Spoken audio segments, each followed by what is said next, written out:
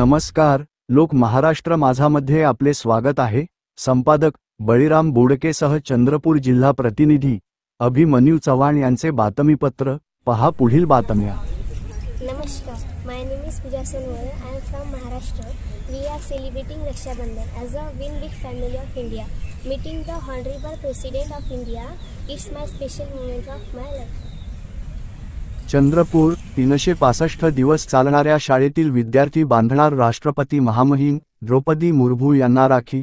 लोक महाराष्ट्र माझा जिल्हा परिषद माध्यमिक शाळा पालडोह ही चंद्रपूर जिल्ह्यातील 365 दिवस चालणारी शाळा आहे। या शाळेत विविध उपक्रम राबविली जातात।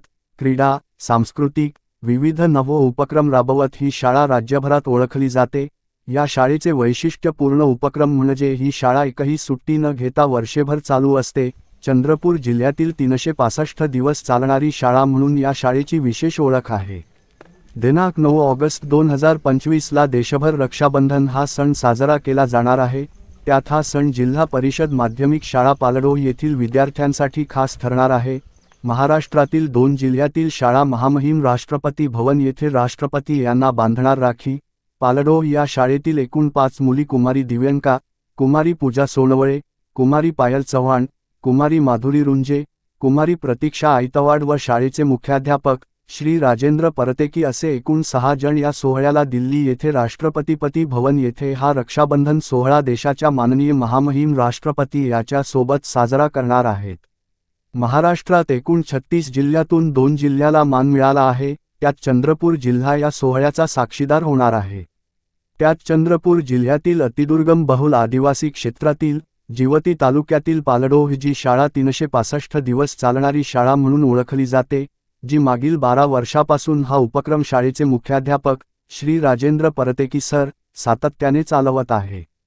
त्यांच्या कामाचा गौरव म्हणून महाराष्ट्रातून ही संधी मिळाली आहे। देशातील एकूण 19 राज्यातील 500 ते 600 विद्यार्थी आपल्या पारंपरिक पोशाखात हा रक्षाबंधन साजरा करणार आहेत। महाराष्ट्राचे सेक्रेटरी शिक्षण आदरणीय रणजित सिंह देओल साहेब या कार्यक्रमाला हजर राहणार आहेत। या सोहळ्याला हजर राहण्यासाठी संधी सट पुणे व जिल्हा परिषद चंद्रपूर कडून मिळाली, त्याकरिता त्यांचे आभार। आदरणीय सोनवणे मॅडम प्राथमिक शिक्षणाधिकारी चंद्रपूर यांनी सहकार्य व या सोहळ्यासाठी शुभेच्छा दिल्या। तसेच शाळेतील शिक्षक व केंद्राचे केंद्रप्रमुख यांनी मुलांचे पुष्पगुच्छ देऊन अभिनंदन केले। पंचायत समितीचे गटविकास अधिकारी, गटशिक्षणाधिकारी, सर्व विस्तार अधिकारी यांनी या रक्षाबंधन सोहळ्याकरिता शुभेच्छा दिल्या। तसेच आमदार भोंगळे यांनी या आनंदी सोहळ्याला शुभेच्छा दिल्या। आपण पाहत लोक महाराष्ट्र माझाचा रिपोर्ट। रक्षाबंधन हा आपल्या सर्वांच्या जीवनातला एक अत्यंत महत्त्वाचा आणि आवडीचा सण आणि या रक्षाबंधनाकरिता माझ्या राजुरा मतदारसंघातील जो जिवती तालुका, जो दुर्गम तालुका आहे, जो आकांक्षित तालुका आहे, त्या तालुक्यामधील पालडो येथील शाळा ही 365 दिवस चालते आणि त्या शाळेतील 5 विद्यार्थी आणि शाळेचे मुख्याध्यापक राजेंद्र परतेकी सर यांना राष्ट्रपती भवनातून रक्षाबंधनचं निमंत्रण प्राप्त झालं।